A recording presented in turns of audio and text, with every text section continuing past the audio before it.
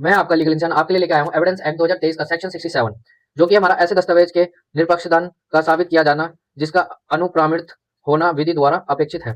English में इसको बोलेंगे हम proof of exclusion of document required by law to be attesting. इसके लिए मैंने आपको एग्जाम्पल भी दिया हुआ है और डेफिनेशन भी इसकी प्रॉपर लिखी है, तो मैं आपको उसको बता देता हूँ। ठीक, मान लो कि ए है, उसने अपनी विल लिखी, तो उसको प्रमाण कर उसने दो गवाह के आगे प्रमाण जरूरी है, गवाह होना जरूरी है उस बिल के लिए।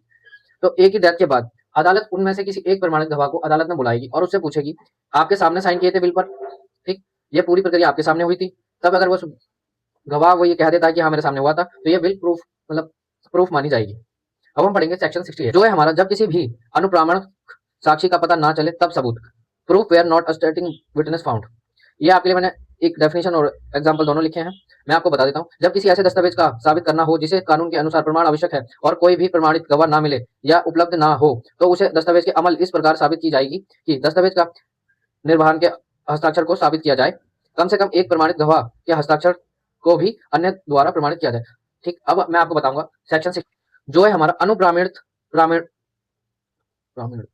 अनुप्रामाणित दस्तावेज के पक्षकार द्वारा निष्पक्षदान की स्वीकृति, admission of execution by party to attested documents. मैं आपको इसको बता देता हूं, अगर किसी प्रमाणित दस्तावेज जैसे वसीयत, मॉर्गेज डीड, गिफ्ट डीड आदि को बनाने वाली पार्टी खुद यह मान ले कि उसने दस्तावेज पर हस्ताक्षर किए और उसने दस्तावेज अमल किया, तो फिर दस्तावेज को साबित करने के लिए प्रमाणित गवाह को बुलाने की आवश्यकता नहीं होती, यानी कि पार्टी अपना स्वीकृति की ही दस्तावेज को साबित करने के लिए काफी है। अब मैं आपको बताऊंगा सेक्शन 70, जो कि हमारा जबकि अनुप्रमाण साक्षी निष्पादन या प्रत्याख्यान करता है तब सबूत, proof when assessing witness denies accusation. ये डेफिनेशन है और ये इसका एग्जांपल है। तो मैं आपको आसान भाषा में इसको बता देता हूँ। जब कोई व्यक्ति अपनी वसीयत लिखता है तो उसके लिए उसको दो गवाह होते हैं। गवाह में से कोई एक गवाह को या दोनों गवाह को अदालत बुलाती है अपने पास।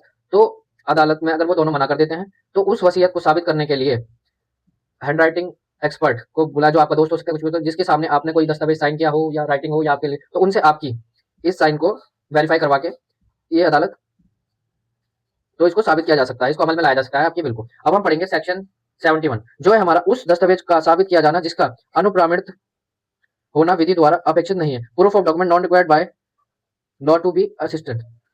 जो दस्तावेज कानून के तहत प्रमाण की आवश्यकता नहीं रखते, उन्हें साबित करने के लिए केवल उस व्यक्ति के हस्ताक्षर या हैंडराइटिंग के खिलाफ के प्रमाण काफी होता है जिसे लिखा या हस्ताक्षर किया है। इसको मैं आपको उदाहरण से बता देता हूँ। ए और बी के बीच एक छोटा सा निर्णय समझौता हुआ, कानून के अनुसार इस नोटिस या साक्षी की आवश्यकता नहीं है। अब अगर ए अदालत में इस दस्तावेज को प्रस्तुत करता है तो अदालत इसे बिना किसी साक्षी को भी प्रमाण के रूप में स्वीकार करेगी।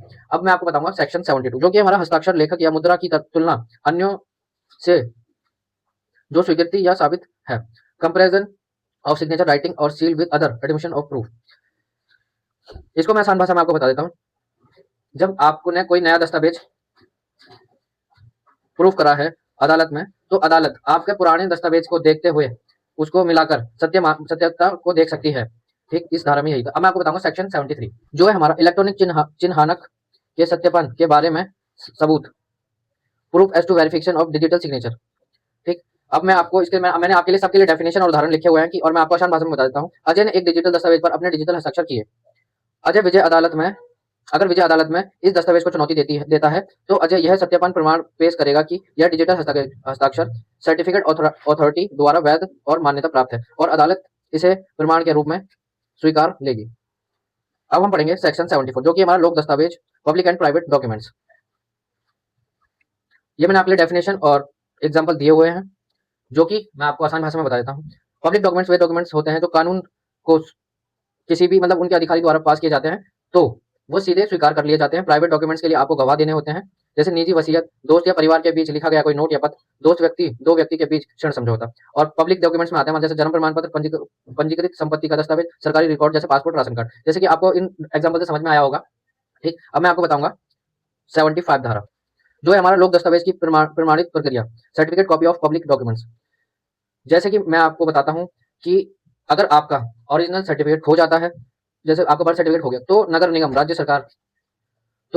या राज्य सरकार उस प्रमाण पत्र को प्रमाणित प्रति जारी कर सकती है और ये कोर्ट में स्वीकार होगा मूल दस्तावेज के उसके। ठीक, अब हम पढ़ेंगे सेक्शन 76, प्रमाणित प्रतिक्रियाओं के पेश करने द्वारा दस्तावेज का सबूत, proof of documents by production of certificate copies. ये डेफिनेशन है इसकी, और ये मैंने आपको बताया हुआ है, और मैं आपको आसान भाषा में बता देता हूँ। जब कोई सार्वजनिक दस्तावेज अदालत में प्रस्तुत करना है और मूल दस्तावेज उपलब्ध ना हो, तो सरकारी अधिकारी द्वारा जारी प्रमाणित पत्री के पेश करके दस्तावेज का साक्ष्य के रूप में प्रमाण दिया जा सकता है। इसे अदालत में मूल दस्तावेज के समान मानती है।